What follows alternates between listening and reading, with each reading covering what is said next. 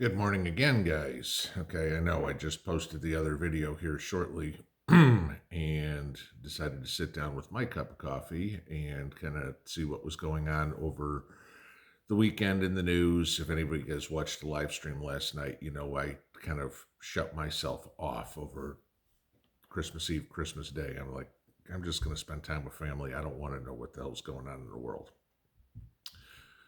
So, sat down this morning and kind of went through some emails and news and all this. And there's something that you guys need to know. Now, I'm going to qualify this right from the beginning. I am not trying to scare you. I am not trying to fearmonger. I am not trying to do anything of the sort. Okay.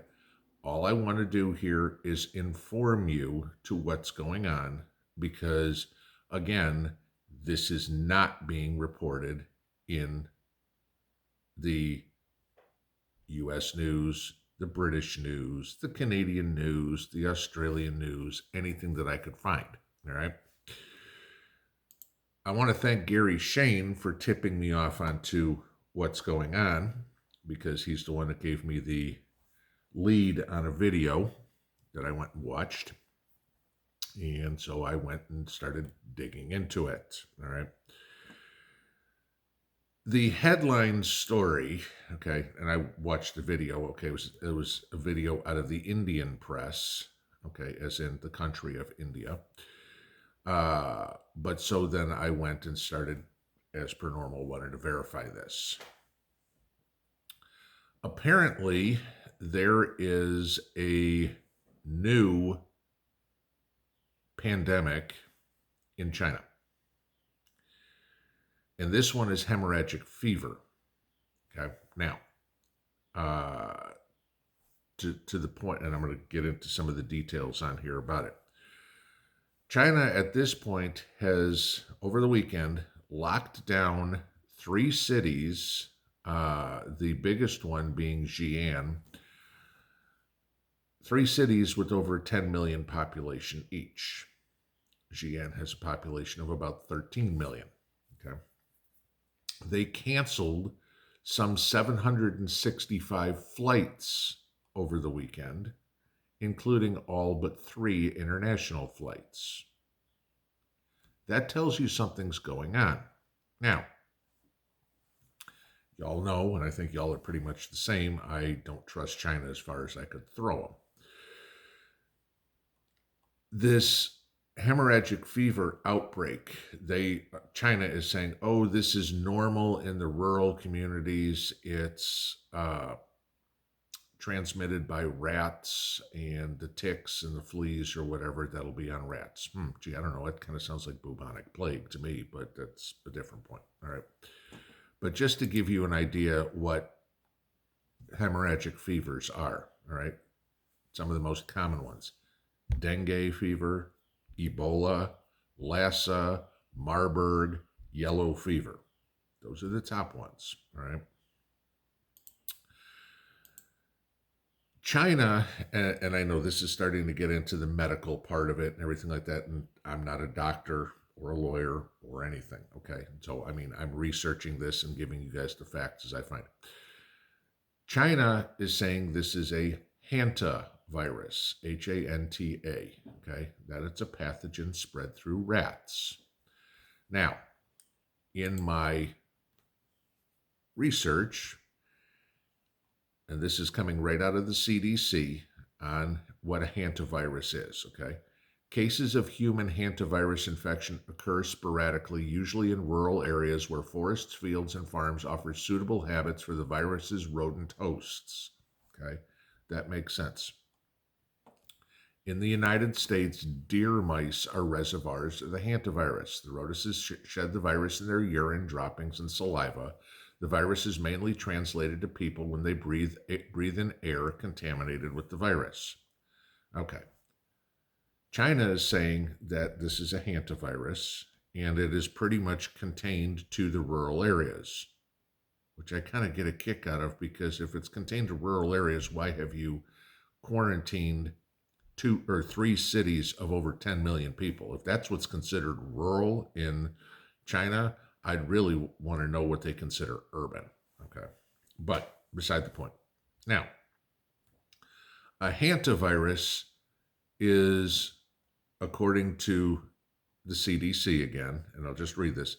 The hantavirus that cause human illness cannot be transmitted from one person to another. For example, you cannot get these viruses from touching or kissing a person who has HBS or from a healthcare worker who has treated someone with the disease. That's good, okay? If you only get it from breathing the air where mice have peed and pooped, all right. Granted, I'm out in the sticks, but all right, so be it. That's fine. Now, again, like I said, trusting China as far as I can throw them. The National Institute of Health, don't get me started on Fauci, okay, has said, and I'm going to read this, a emerging hemorrhagic fever in China is caused by a novel Bunya virus, not a hantavirus, a Bunya virus, okay? I will read this. Severe fever with thrombocytopenia syndrome is an emerging hemorrhagic fever in rural areas of China and caused by a new Bunya virus, SFTSV, named after the disease. The transmission vectors and animal hosts of SFTSV are unclear. Ticks are the most likely transmission vectors in domestic animals, including goats, dogs, cattle, and potential amplifying hosts of FS or SFTSV. Okay. This is where it gets a little bit more worried, okay? The fatality rate for SFTS is 12%. SFTS is also transmittable from person to person, okay? Apparently, this attacks people's livers and comes in the symptoms that you will have are along the lines of a common cold. Sniffles, whatever, okay? I'm not even going to try to read some of these scientific words. I can link some of these articles below so you guys can read it, all right? But this is what's going on. China's saying it's contained, it's no big deal, it's normal, it's in the rural areas, yet they contradict themselves with the lockdowns of the big cities. Okay. The NIH is saying it's a completely different pathogen, for lack of a better word, that is highly transmittable, and I'd consider 12% highly fatal. Now,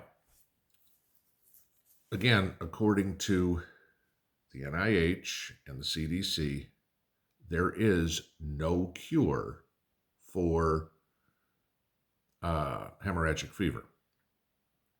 According to China, there are vaccines for hemorrhagic fever.